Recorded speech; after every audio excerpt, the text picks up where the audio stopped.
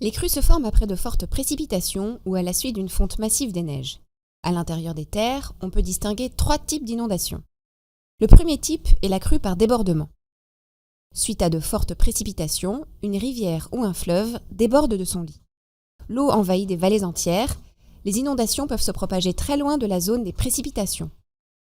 Les fleuves additionnant toute l'eau des rivières confluentes, les crues peuvent être beaucoup plus fortes en aval. Le deuxième type d'inondation est l'accumulation d'eau dans les bassins. En temps normal, la plus grande partie de l'eau de pluie est absorbée par le sol et rejoint la nappe phréatique.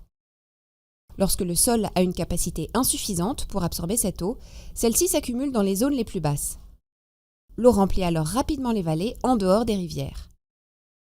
Le troisième type d'inondation est lié à l'urbanisation croissante des zones inondables.